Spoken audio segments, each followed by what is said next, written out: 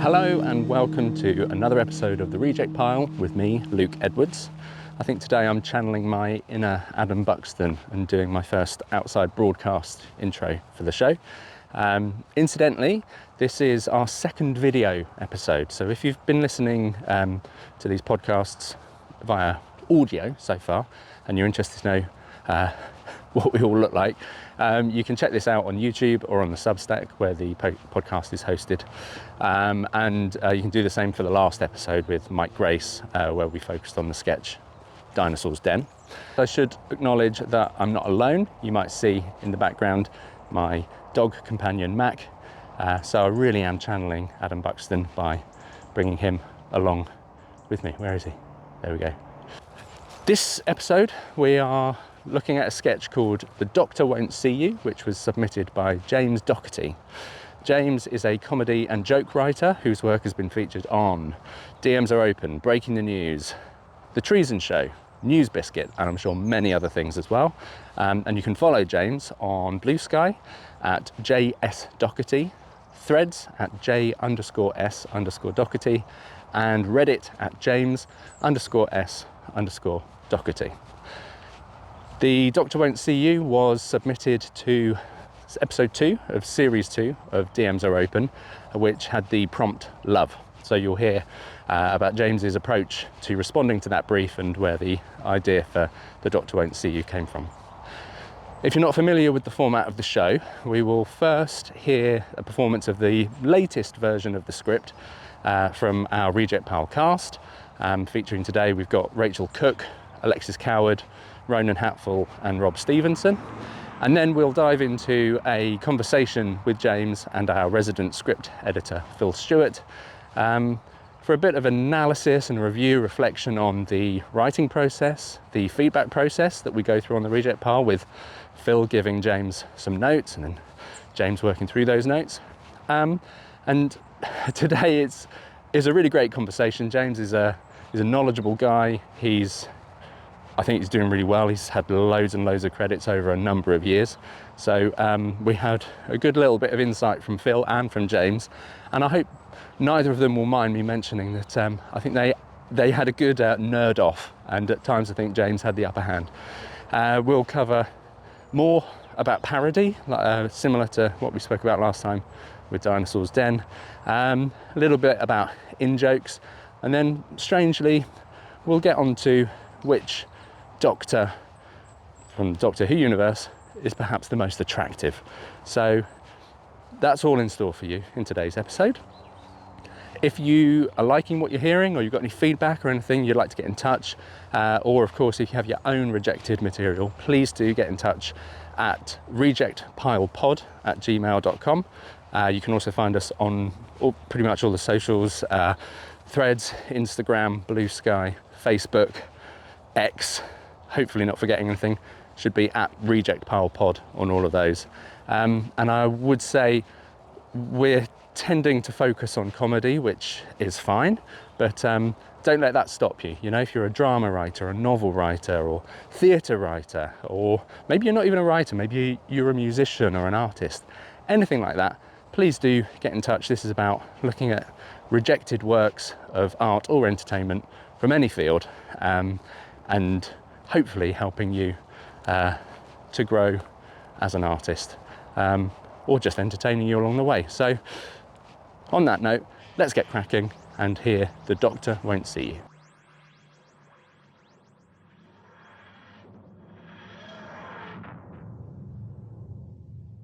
And there, outside those doors, you will find hideous leather-skinned monsters who've been at war with their neighbours for decades. Oh, let me guess. Is it Suntar? Swindon, circa 2025.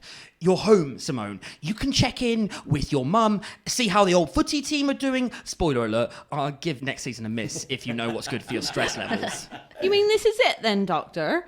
I thought we'd have more time, more adventures, more opportunities. Oh, blimey, not another one. You're not in love with me, are you?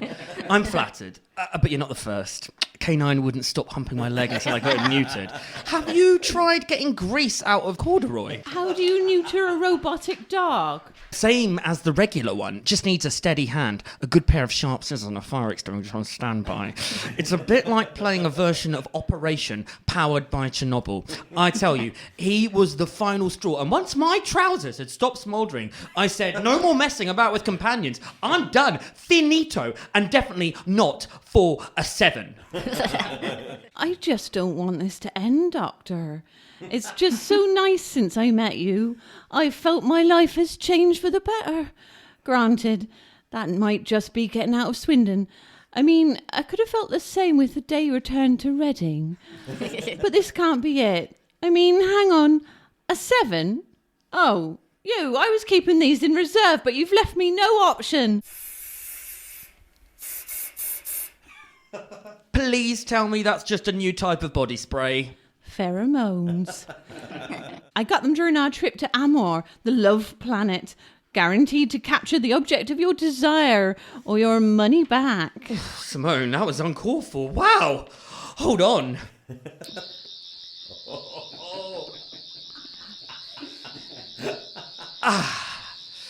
Cold shower setting. I'm glad I let that software upgrade happen.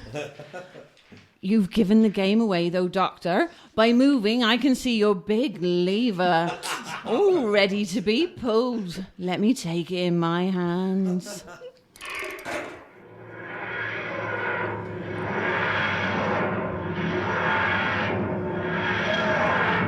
Caught you, Doctor. Now you're in my arms, you really won't be able to resist the scent. All the cold showers in the world can't save you. Oh my! 2 hearts are really not good right now. Double the dose in half the time. We can't, Simone. I've had to leave companions in parallel dimensions to keep them away. The Cybermen are my fault too. You have a couple of bad breakups, and they all get together, find a way to suppress their emotions, and become mechanized facsimiles of humans, all plastic and metal. You don't want that, do you? Doctor. One of the best boyfriends I've ever had was a soulless piece of plastic. I'd have kept him forever if the batteries hadn't leaked and the website hadn't stopped selling that model. Oh, I miss Julio. Then I guess there's only one option left for me.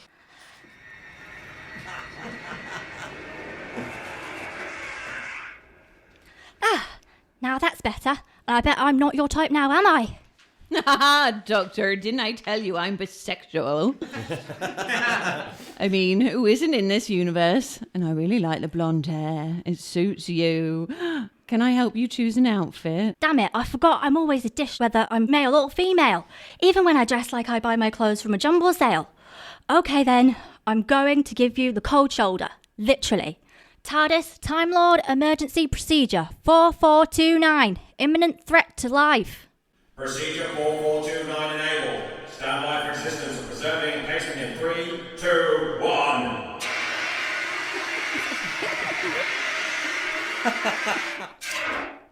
Procedure complete.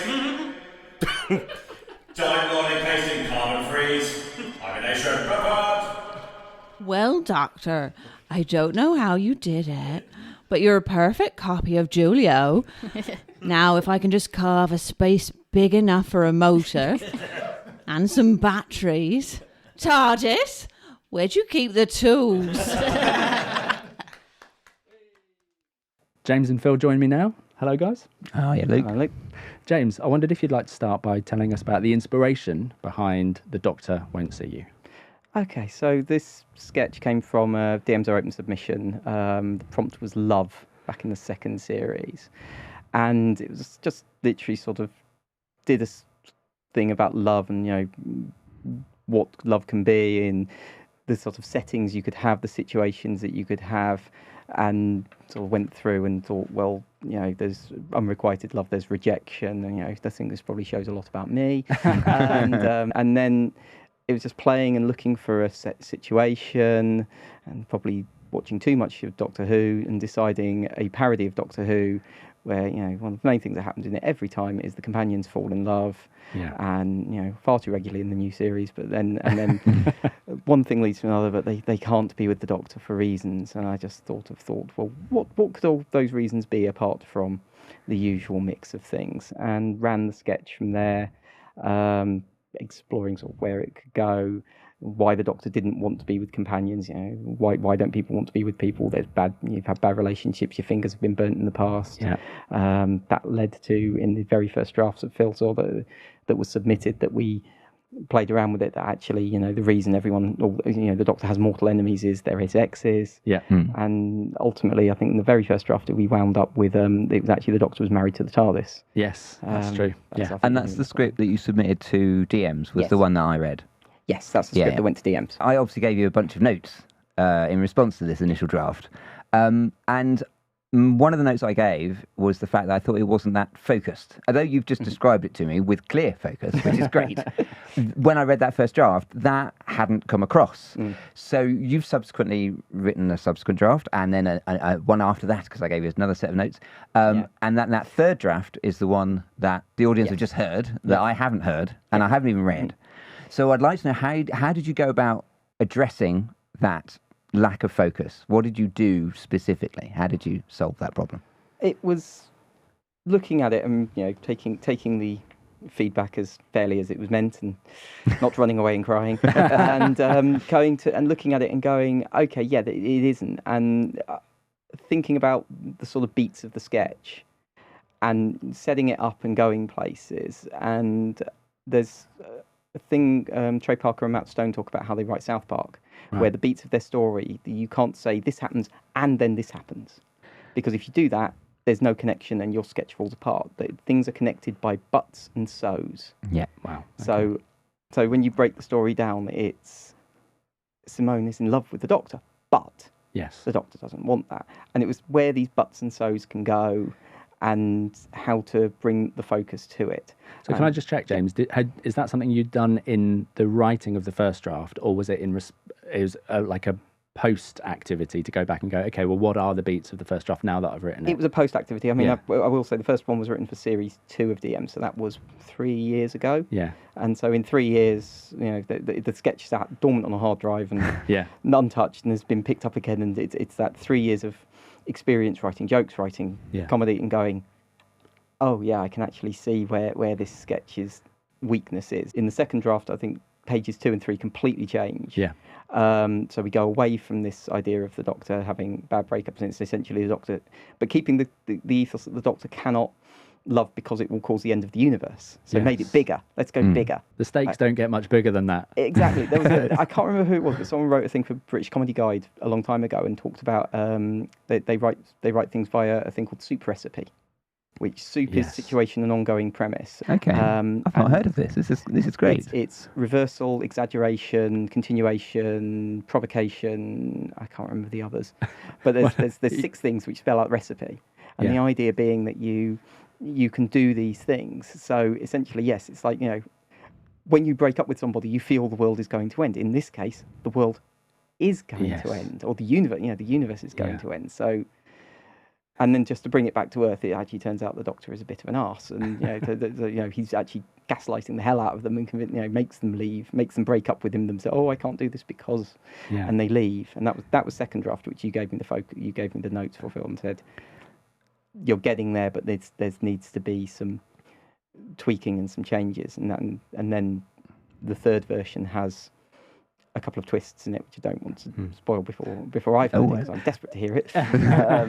Well, I think you have actually, focused on the thing I think is so important in a sketch, and that is focus. So many people, when they're writing, have lots of great ideas. Well, that's lovely, but focus on one idea and really push into one idea. And if the idea is the companion is in love with the Doctor, that's not quite enough of an idea. We need to know what is the actual core of it. The Doctor is responding to this and can't do this, and they're in that situation because, and that when you sort of push it down a bit more, then you get to the core of the idea. What is the actual problem? And then once you've figured that out, then you've got to figure out various different, like you say, the recipe responses that somebody might do, but you've got to really push down to get to that, the absolute core of it. And one of the notes I often give when I'm reading sketches is, what's it about? And what is the core of this sketch, that if you removed it, none of the other stuff would work. And then once you know that, you cut everything that isn't that core. And it might be funny, and you can often lose gags, but those gags don't belong in that sketch, because ultimately a sketch is meant to be a simple thing. It's not a scene from a film. It's not a comedy drama with a beginning, middle, and end. Though there is a structure, but it's not that sort of a structure. Ultimately, a sketch is a very simple thing where you've got somebody that wants something and then they're having difficulty getting it. Yes, and they try different extreme lengths, and then something will happen that will then reverse it. Generally speaking. Yes. And I felt in your initial draft, there was so many ideas you wanted, but you hadn't quite got to the fundamental root of what it was about. The 3 drafts, the first page and the beats of the first page don't change actually all through all 3 versions. There's a few dialogue changes, there's a few timing changes to push things along. But then in the second draft, it is literally using an external effect, which was making the TARDIS set an alarm off and using some sound effects. I mean, the joys of writing, the joys of audio. You want to create a temporal rift. That's thousands of hours of CGI or a very loud noise. Absolutely. It's a ruler on a table going pudding. Absolutely. And you've created that, which is. Although you do need somebody to say what that was in some way, because otherwise the audience might think, oh, that's a ruler on the desk. Yes. What's that got to do with So there does need to be a little bit of dialogue explanation on radio. Which you follow up with, Exactly. Bizarrely, I've been reading recently biography of Douglas Adams. Oh, yes. And the scripts for Hitchhikers, some of the descriptive effects, some of the descriptions he wrote for sound effects go over sort of half a page. And probably gave the poor guys at the Radiophonic Workshop kittens. We were talking about this in our previous podcast. Yes, the idea of putting in little in-jokes and descriptions in that way. It's lots of fun for the writer to have a relationship with the production company, and that's it. But ultimately, you've got to be able to write something that the audience will understand what that is. And sometimes it's not, whatever you do, it's still going to be a ruler on a desk, however it sounds, however it's made. So the audience still need that level of clarity. But yes, I'm not against writing little jokes, but ultimately don't do that at the expense of what the audience hears. No. Can we just go back? So you started to, the question was, what was your response to the feedback about the focus? And you started to look at beating it out. So did that help to illuminate for you that there were some... you could see there were 3 or 4 ideas sort of trying to converge to a point. So in the first draft, you had the Daleks turn up, make a booty call, as it were, to try and get him back and beg and tell him they've changed, and start singing songs down the phone to him. And can I just say, this is a great example of a brilliant joke that has to go. The bit when the Daleks, and obviously the audience hasn't heard this, the audience starts to sing "Nothing Compares to You." I would like to point out, for clearance purposes, it would be really difficult, because anything done by Prince is really difficult to clear. So fortunately, that would never make it anyway. Just so you know. We would like to try again, Doctor. With some couples counselling, we can make it work this time. We have searched all of Earth's literature records to find the right phrasing of our conclusion, because, Doctor, nothing compares to you. Oh, no, you don't. It has been 11.041 hours and 15 Earth days. Oh no, Temple Storm! X is there. Who'd have him? Yeah. Fantastic. It was so good. And a shame to see that gag go, but in the process of looking at the feedback... It wasn't right for this sketch. It didn't add value as a beat. I've got 2 notes on this.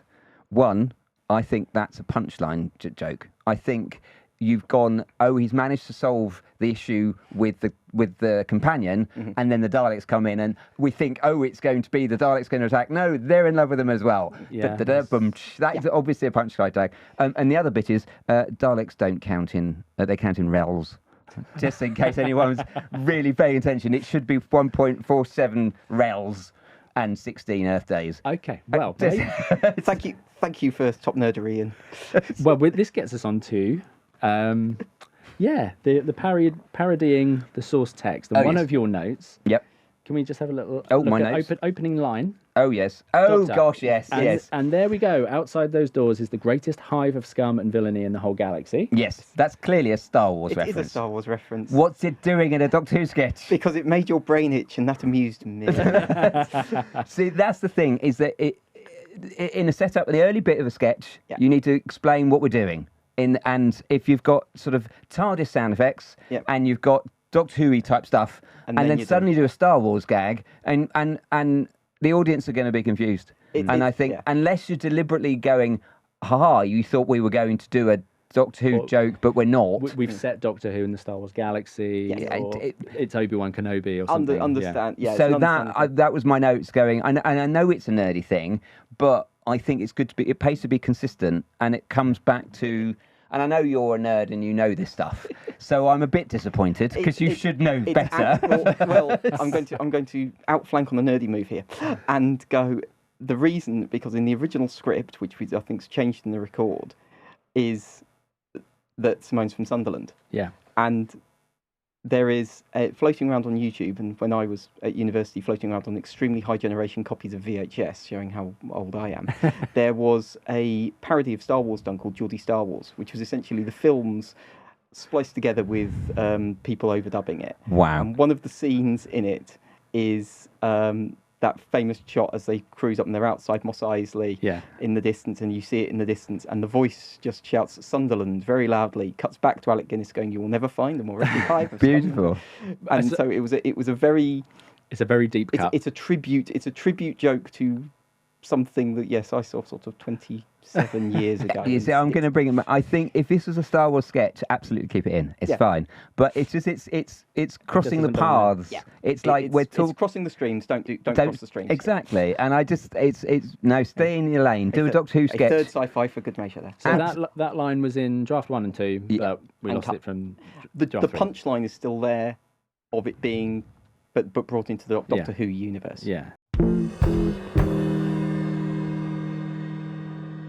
I genuinely am very curious to know how you solve all these problems, because there are issues with the script. But then that is normal. I think you well exactly. And also you were saying before about you had this sketch and it was 3 years ago, and you've quite clearly looked at it and gone, "Gosh, I've learnt since then." Yep.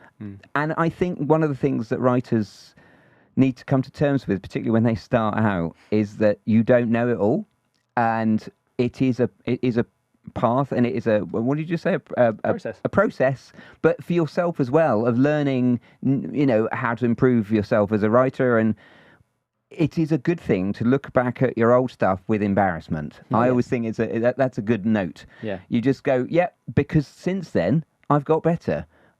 You're often saying on this show, at the end of the show, can you share with us stuff? Oh, like what are you working on? Yeah, like my short films and Yeah, things. I always only really like the one I'm currently working on, because I know it's better than all the other things. But that's a good state to be in. I don't know. I once had a discussion with another writer, and they were insistent that they were never going to get any better. That was the best they could ever be.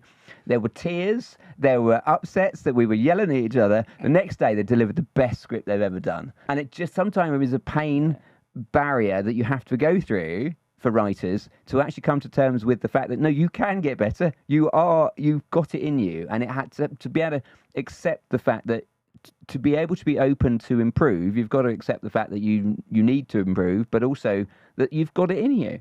So one of the things that, although we call the show the Reject Pile, that the word reject suggests a bad thing.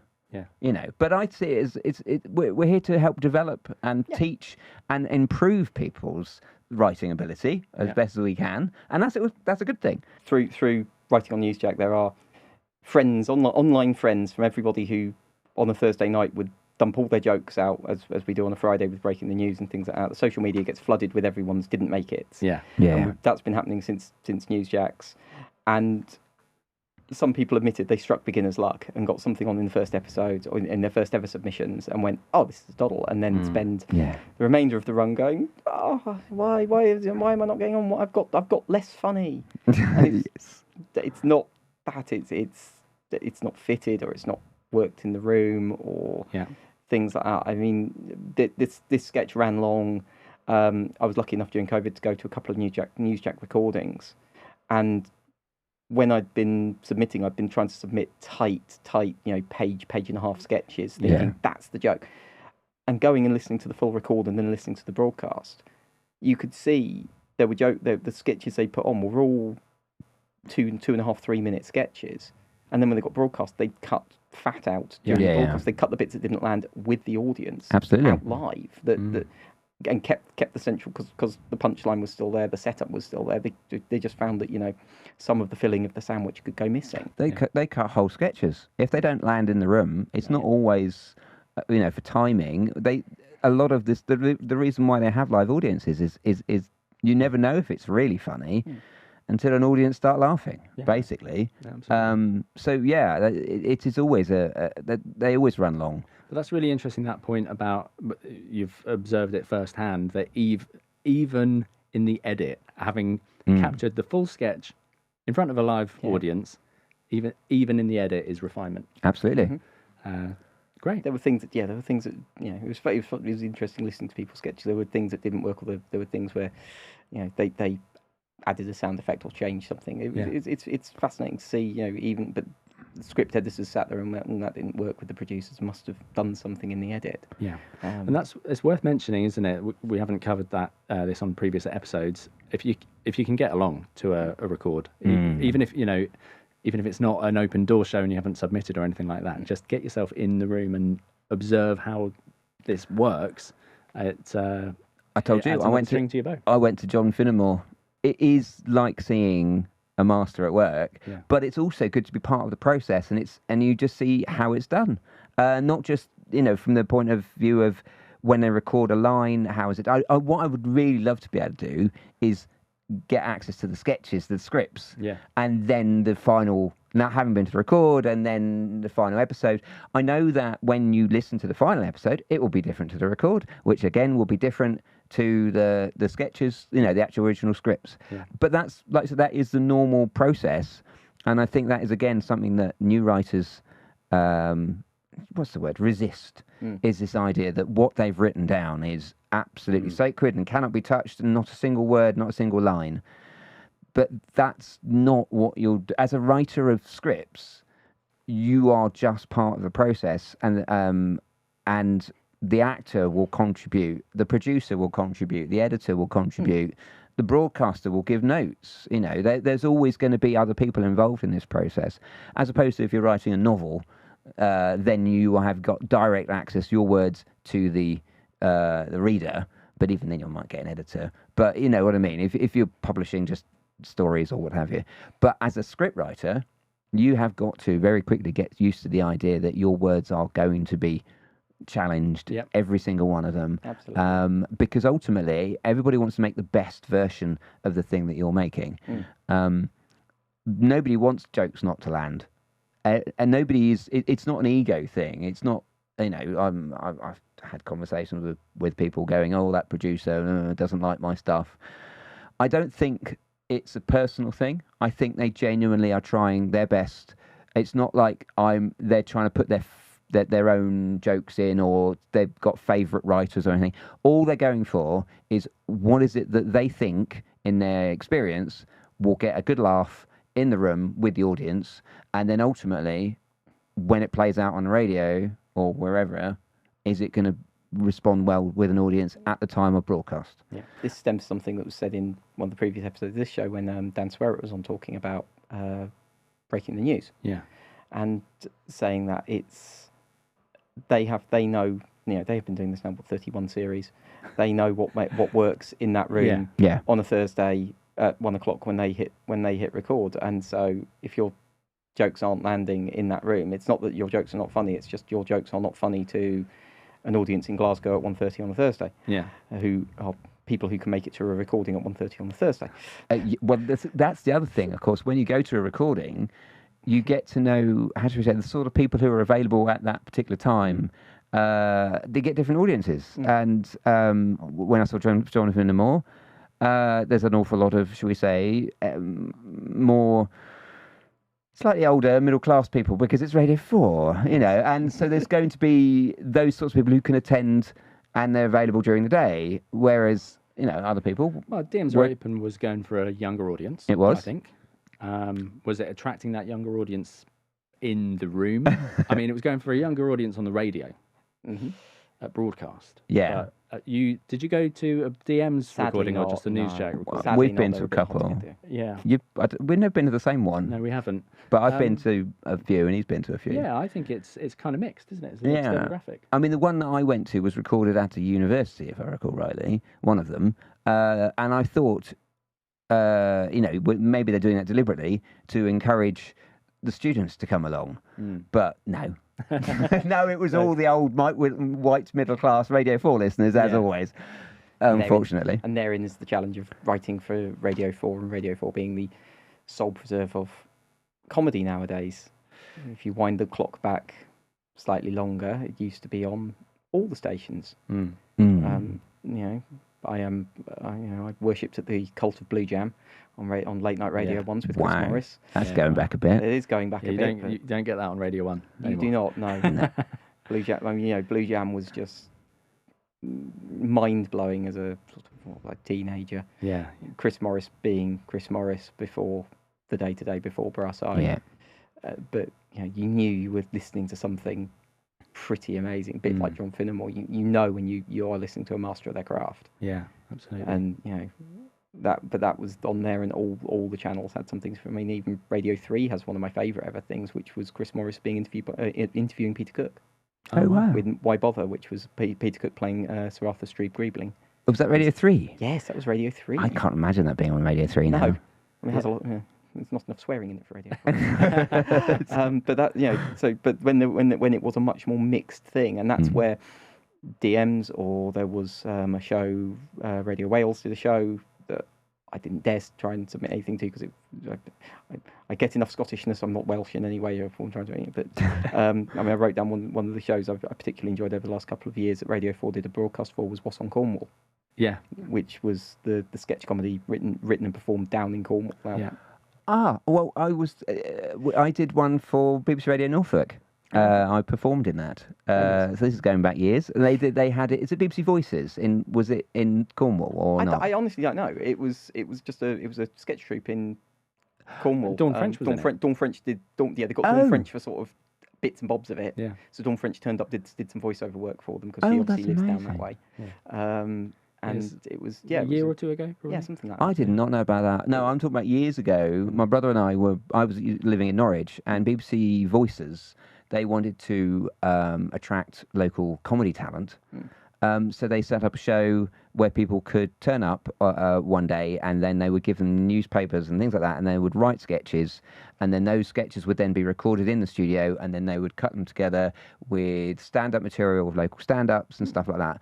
In principle, it was, you know, a good idea. I don't know if it entirely landed, because it didn't have it was more interested in, should we say, local talent, prioritising that over making a good show. And that's not an insult of it, but what I'm saying is that they wanted to have a mixture of local people, rather than trying to come up with a show that was genuinely hilarious. And that's because that's the purpose of BBC Voices, is to give the opportunity for local people to appear on the radio.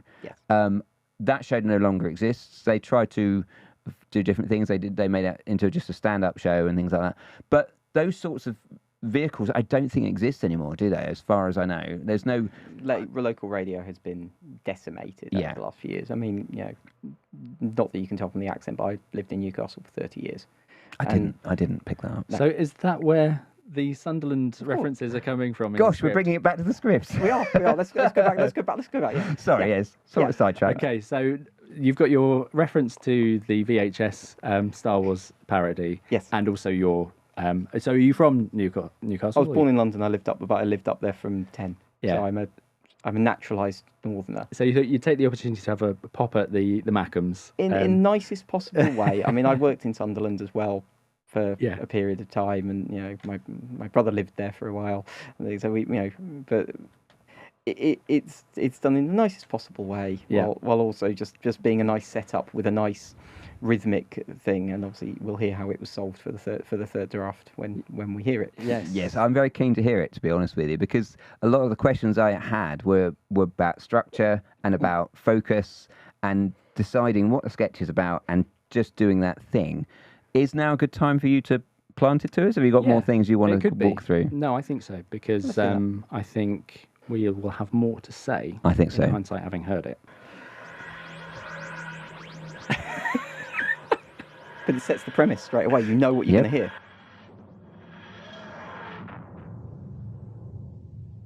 And there, outside those doors, you will find hideous, leather-skinned monsters who've been at war with their neighbours for decades. Oh, let me guess. Is it Suntar? Well, Doctor, I don't know how you did it, but you're a perfect copy of Julio. Now, if I can just carve a space big enough for a motor and some batteries. TARDIS, where'd you keep the tools? There's quite clearly the concept is the extreme lengths that the companion will go to. That was one of my notes. You've got this is the thing, and it's a repeated effort of something to go, and each time the Doctor's responding to another thing, and that's great. Structurally, that's great. And go on. It's different from the first two drafts. Yeah. I feel, I don't know if you guys agree, but I feel like in this third draft, Simone is the protagonist, and she hasn't been in any of the previous ones. It's like you flipped it and made it. It's less about the Doctor is a completely different character as well. He's sort of harassed and hunted by her, and like needs to try all these things to get away from her. It was a complete reversal. Yeah. I like, I kept. You can see from the scripts as you've got the first page doesn't change throughout all three versions, but that is scene setting and a little bit of I've been here before, but then. Yeah, it was sort of Phil's note said subvert, reverse, and I thought, right, what's the biggest reversal? Well, let's make the companion the pest. Yeah. I think one thing that the protagonist has to have is an objective, and if you're looking at your sketch and going, who's got the strongest objective? Well, the companion wants this. That making them the protagonist is a natural step, and so. That's what the sketch is about. If you've got to explain that sketch, it is I've got a companion who's in love with a Doctor, and they go to extreme lengths. Yes, that's and if you I think with the sketch you need to be able to explain it in that sort of almost elevator pitch way. And you could explain that to somebody. Hey, I've got a sketch. What's it about? I've got this. And a producer go, that sounds great. Show me the script. Yeah. So to be able to have it that condensed, because the idea is that strong, I do have a couple of notes. I wouldn't expect anything less from Yes, of course.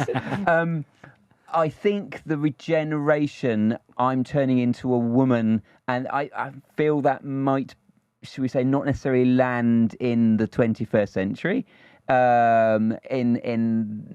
If it was, I don't know, the 1970s or something, we might get away with it, because the idea that, dare I say it, that women might like women as well, and the fact that people are more open in their different varieties of sexuality, and you're playing that for laughs, I would go, as a producer, I might want that changed, simply because it would depend on your audience and where you're aiming at, but I feel that it does show its age a little bit. I like the idea of, okay, I'm going to regenerate.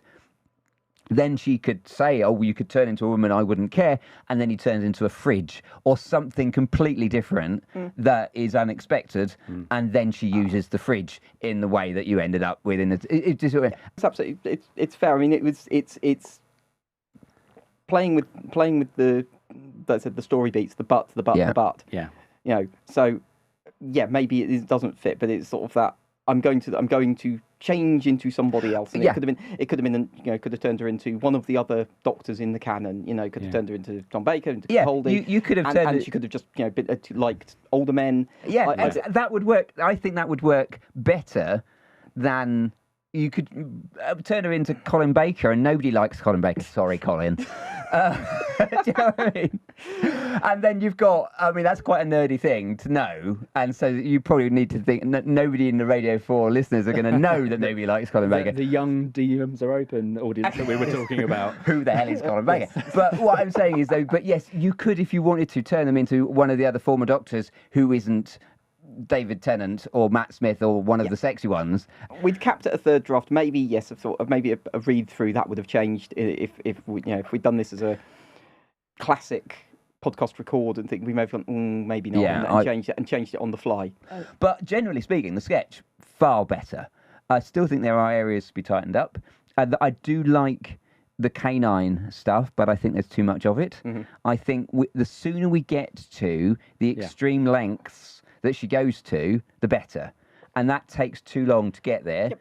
But it's not that the material isn't good. I don't know if we need to have as much as I do love the canine joke. I just think one line would be sufficient. And I think there's probably a couple of other things like that. I noticed listening back after the record, like to edit it together ahead of speaking to you today, that the opening line there's a gag in there, and it's replaced the Star Wars line. Oh, yes, I noticed that gone. Outside those doors, you'll find hideous leather-skinned monsters who've been at war with their neighbours for decades. And then Simone says, is it Sontar? In the script, it says Sunderland. Yes. We'll cover the Swindon thing in a moment. That didn't get anything in the room. And I think people are trying to orient, okay, what's going on here? It's Doctor Who. Oh, do you know what I mean? And does that gag contribute to the premise? Yeah. No, it doesn't. So this is, although if it was a sketch about Sunderland or Swindon, then yes, we're setting it up. But a lot of that material, you could just go straight to "You're home, Simone," and now I'm leaving, and get cut to the chase, basically, a lot sooner. No, understandable. Yeah, I think there's establishing while diving in, and it was trying to throw a gag in while. Landing to get a laugh as early as possible is a good technique to go for. But I do wonder, especially in the light of some of the conversations we've had about the old Star Wars video. You growing up in Newcastle, there's probably some specific James humour in there that isn't pertinent to this real focused central theme of the sketch. Does that sound fair? Yeah. No, absolutely. It's a whole killing your darlings thing, isn't it, really? And that's quite difficult for writers to do. When they get attached to material or it's personal to them, it can be really difficult to go, I like that bit, yes, but does it serve? Does it earn its place? Does it serve the sketch? If it's just there because you like it, it's got to go. Yeah. Even if you cut it, it doesn't mean it's gone forever. You just put it into another sketch. Yeah. And you could, you go, well, I'll use that in something I'm going to do about Sunderland with Doctor Who. Or Swindon. So, let's talk what's about this. Swindon a bit? So James and I probably had an email exchange that maybe you weren't CC'd I know, in. I wasn't looped into this. It's important, obviously. The challenge of trying to cast someone who's comfortable with a Sunderland accent it was too much for the Reject Piles production team and cast. So I got your permission. I said, look, really having a difficult time with Sunderland. How important is it? Like, can we do something with that? I can't remember who said. Oh, you suggested Swindon because it fits the Sontar. Alliteration. It fits the alliteration joke. Yeah. So to keep that joke in. Okay. Listening back to it on the record, yes, that you could ditch that. You could ditch the canine things. Listening in the edit, we could knock those out. But then I think a lot of laughs come from the West Country rural performance. True. Yes. And it's let's just reflect on that a little bit. That's another one of these moving parts, isn't it? You would have not had any preconception when writing this script originally for DMs Are Open that one day this would be performed by someone who's not confident doing a Sunderland accent, so they do a Swindon accent, and then that accent gets some laughs. Yeah. And it's just part of the process, the dynamic element of taking it from page to performance. We spoke earlier about the stuff that can change during the edit as well. It's just, there are all of these things that can potentially change, sometimes for the better, sometimes for the worse, sometimes just different. I would like to just attach the fact that you can change Sunderland to Swindon should reveal to you the whole of that line can cut. And it's difficult to be that reflective on your own material, especially if you're in that scenario. You know, you're not going to play out the scenario of what if the character can't or the actor can't do this accent. It might be a good thing to do, though. I'm like, what if the sketch you're writing, and what if they can't do what you've asked them to do? How important is it to the script? Yeah. If it's not important at all, I think that's quite revealing. Heuristic. Yeah. It's So an do interesting point. I direct occasionally, and I directed a play the other year, and we did a rehearsal session. Have I told about this before? Probably. But I deliberately told my actor, one of them, do it completely wrong. Just go against your instinct about how to do these lines, and we discover what we discover. Yeah. And then you find what you can find out what's right by knowing what's wrong, and sometimes what you think is wrong is actually better than what you thought is right. So it's being open to mistakes and embracing things that are different. So I think as a writer, it's a similar concept of if someone's read your script and they're doing it all wrong, what effect does that have on it? Why is it wrong? Not just because they're not saying the words that are on the page, but in terms of why isn't it funny? Why is it important that they say it in that way?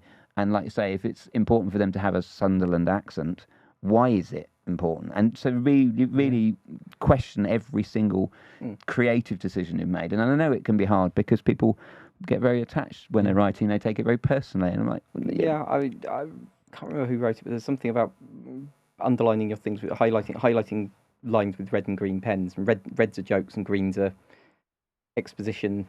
And if you've got too much green, you don't need it. Yeah. And I've said this before about my notes, and often I've put in the notes I give to sketches, every line should be either a setup or a gag, basically. And if the setup, and try to make that setup as short as possible, and indeed the gags as short as possible. And if the setup is going on for ages and there's no gags, then you really do need to go through with the red pen in a different way and just cut all that stuff. Because ultimately a sketch is meant to be a series of jokes, and get to the jokes and the theme of the joke or the core of a joke as soon as possible. Even the stuff about Canine, although it is funny, I think it goes on a little long because ultimately we want to get to the point where we've got the protagonist doing what they want to do. There's an element of that is relevant to the premise. Because it's Canine humping his leg. Which is great. ultimately, what I needed there was the payoff, and if there was the added line there, which is I'm not doing this, and I'm not doing it for a 7. Yeah. You know, it's the doctor. The doctor can sort of pick and choose. Yeah. Sometimes he might choose to. Seven's a relatively high score. I think many people would kill to be a 7. I still think that's mean. I think it is mean. I but mean, the doctor's often a bit of a mean person. I don't imagine. This is me. I don't know. The idea of scoring someone by number. I know it's very popular and everything. I just feel it's a little bit off for the doctor to be doing that and engaging with that process. So I would have cut that line as well. I just feel maybe if the master had been there saying that, you'd get away with it, or Davros or something.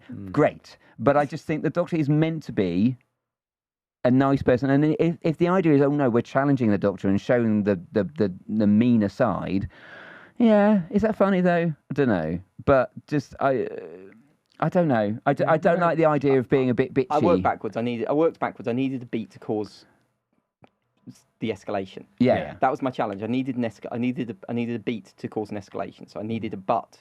Yeah. And that's maybe the cruelty was a wrong path. But I needed something to make Simone break out the pheromones. Absolutely. As a result. I'm trying to be nice. This isn't working.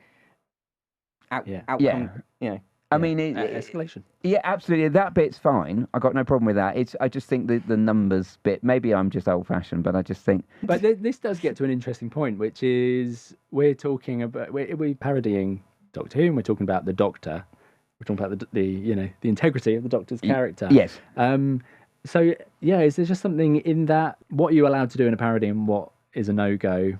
A parody's sort of got to be relatable. And I guess, in a way, the character that you're parodying has to be relatable and identifiable.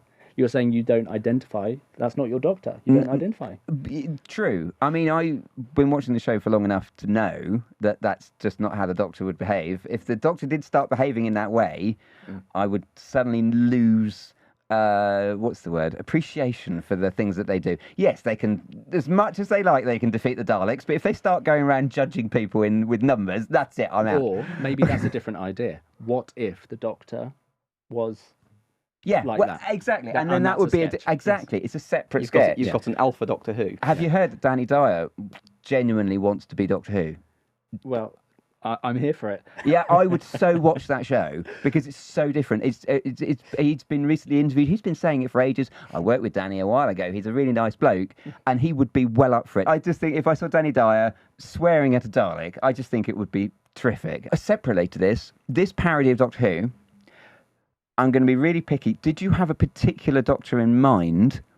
We did this question, yes. Yes. Yeah, so is it meant to be a David Tennant sexy Doctor Who? Is it meant to be a Matt Smith nerdy but attractive in a nerdy kind of way? Yeah, it was I mean, I think my reply to Luke was make it that you have had far too much Haribo and are a bit bouncy around the balls. It was a sort of portmanteau of Tennant and Smith, Right. without being one of them directly. But in that kind of mould in of that being mould, excitable but attractive in that way. Yes. Yeah. That kind of thing. Not, if you were trying to do this with, Sylvester McCoy, it wouldn't work. Are you saying Sylvester McCoy isn't sexually attractive? How did we end up here?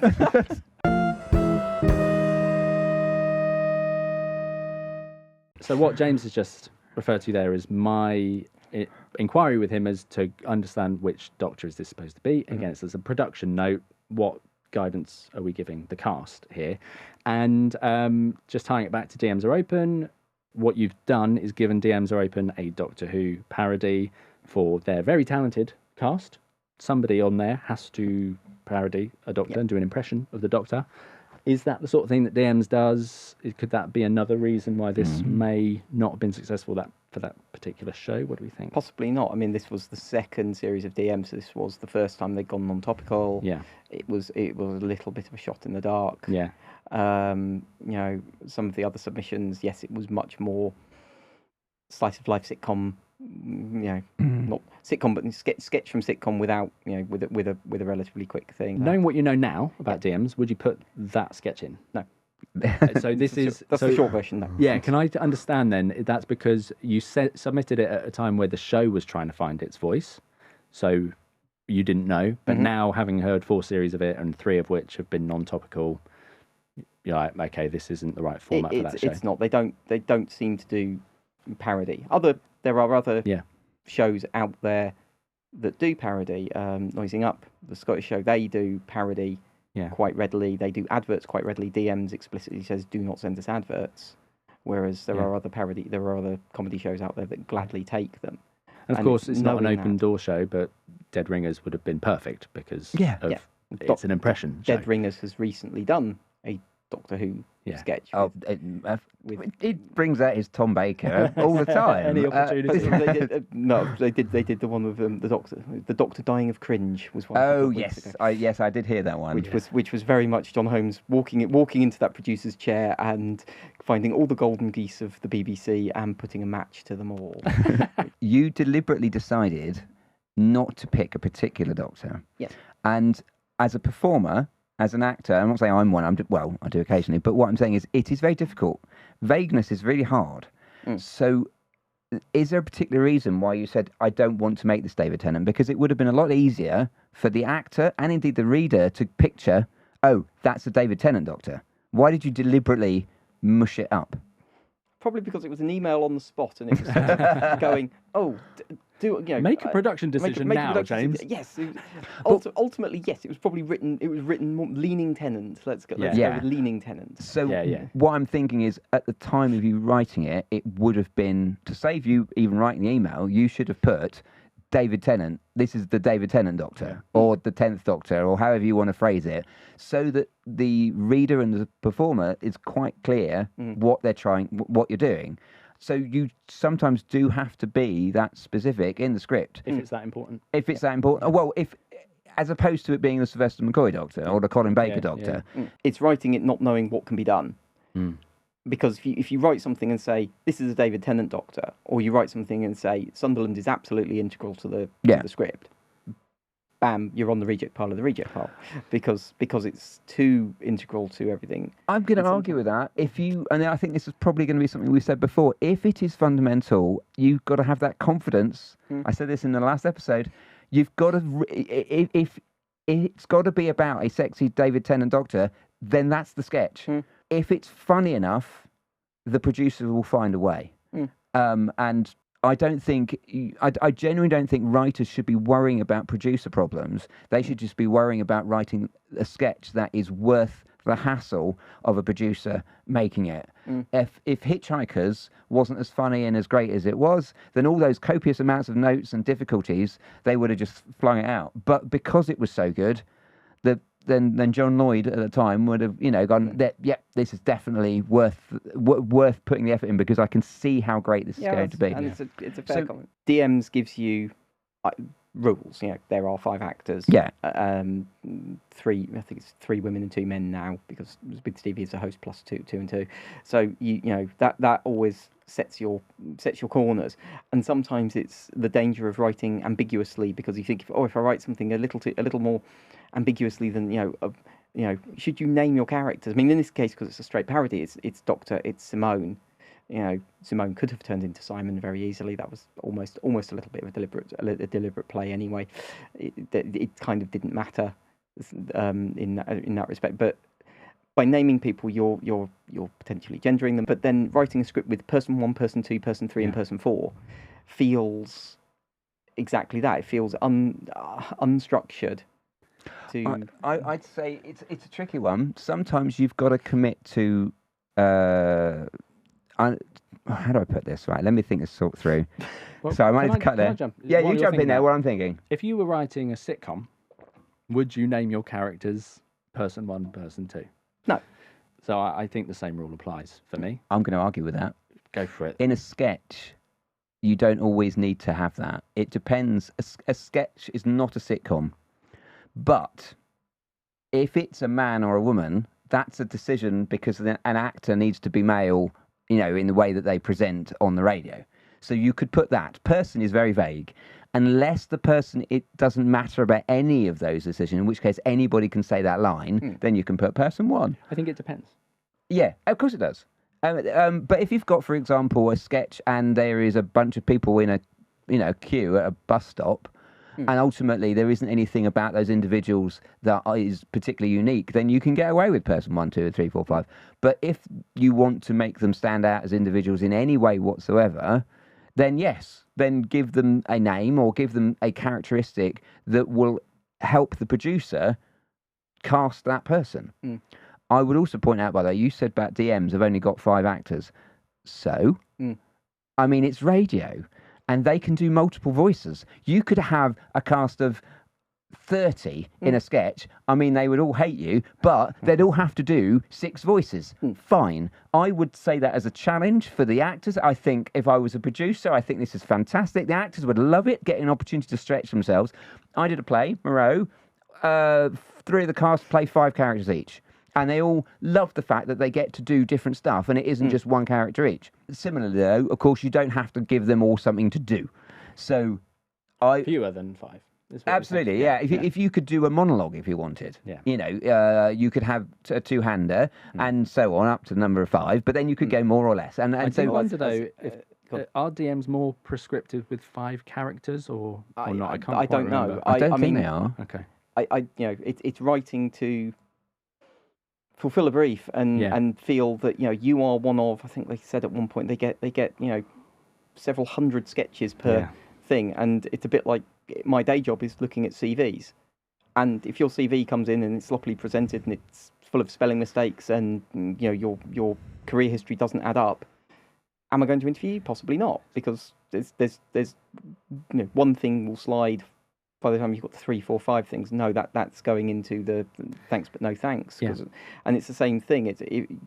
What feels so fair, I mean, if you're John Finnemore and you're saying I'm going to write this for 30 voices, Yeah. you're John Finnemore, and the producers are going, If it's funny, Jo- if it's worth the hassle, but it's also John Finnemore's souvenir program. yeah. But that's because he's very talented and he's built up. His staff is, he's already put the work in. I would like to point out though that having actors having to act, that is their job. So it's not a stretch for the producer to ask an actor to act. And if they mean they've got to play more than one part, and they're having to do multiple parts in the show generally. If I good was point. the producer of the show, I would try to do a sketch where every single character that they've already played in that show turns up in a sketch at the end. Because you can. There is potential of bringing back. That is one of the DM notes, actually. They wanted really strong characters so they could potentially bring them back for other sketches. And in fairness, I did that I wrote 3 submissions with the same core tenant of people, which stood alone as sketches. But if you put all 3 of them together for the last series, I wrote having been devouring a large amount of John le Carré, I wrote a sort of 3-part spy, 3-part spy story. Amazing. Within it, they all stood up as independent stories, but put them together, and you had the setup, the mission, the fallout. It's thrown to DMs, which is throwing a few crumbs into a very big pool, versus if the BBC Voices thing that we talked about previously, if it was go and write me a sketch for 6 people in a room in Norwich that you're recording at 6 o'clock tonight, I might be happy to push the boundaries a bit more, because if they go, it can't be done, it's like, well, you've got 2.5 hours left, guys. This is what I've written. It's where you can apply the leverage. I've gone to the webinars. Prior to the series starting, they often have a webinar. Yeah. And I'm the nerdy one who asks the nerdy questions, like how much direction do you actually want in the script? Because exactly that script was written, Dr. Simone, and then ancillary characters. At the top, could I have written a paragraph going lead in? Here's all your notes for your lead in. But the problem is when they're saying keep to 3 pages. Do you want to sacrifice half a page to here is my vision for this? Because again, as a harried and overworked producer who's got 1,000 sketches to read through, they're going to get this and go, no. Yeah.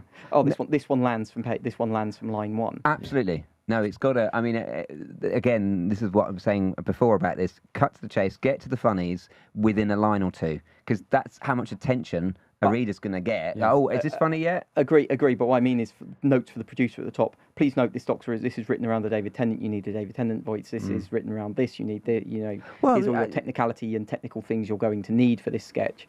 And they might just go, we're recording this in the university on the Thursday night. This sounds like an awful lot of work compared to this sketch that's, some people getting a birthday present, some people at a birthday party that's already fleshed out and ready to go. What I want to contribute to this discussion is, and this comes up quite a lot in our conversations with writers, is I think it depends what you're writing it for.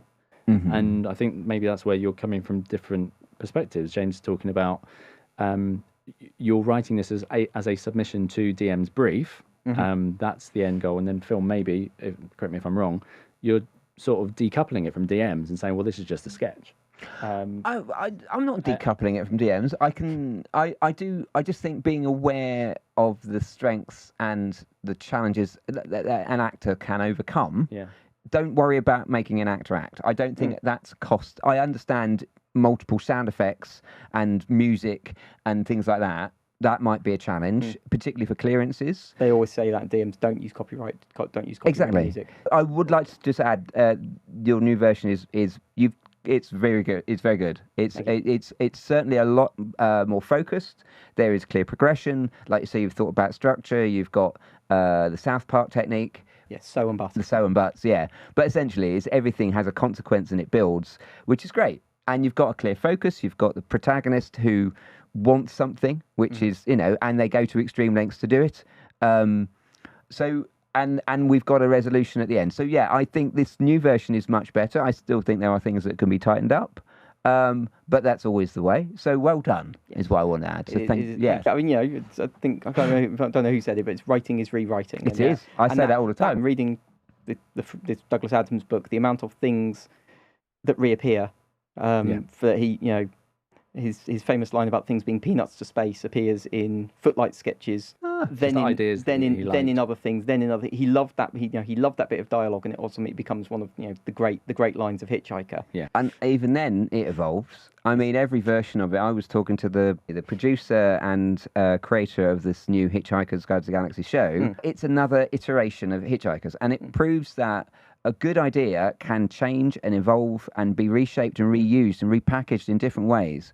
So yes, you started as a radio show, then it became a TV show, then it became a play, which lasted not very long, and then there was the books as well, and then there was the films, and so on. There was also an LP recording, which was not the original radio transmission. I discovered, Absolutely, because the BBC did not license it for that, and foolishly they re-recorded it, and it was released under another label. And it's got changes in it. And it's got changes, and it's got different cast and different jokes. It starts with Arthur, with Earth being demolished. All of them start like that, but then the adventures go, But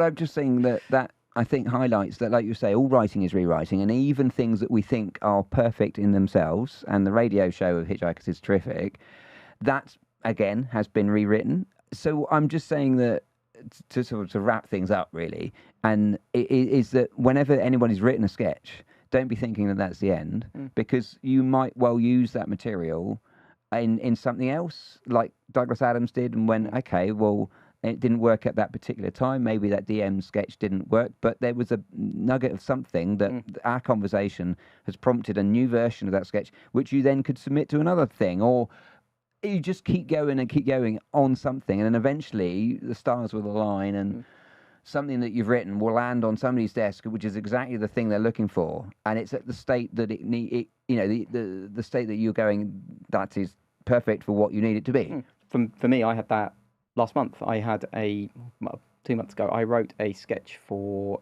Noising Up, the Scottish sketch show, about a woman being asked to put her baby in the hold of an aircraft because it was too large. Right.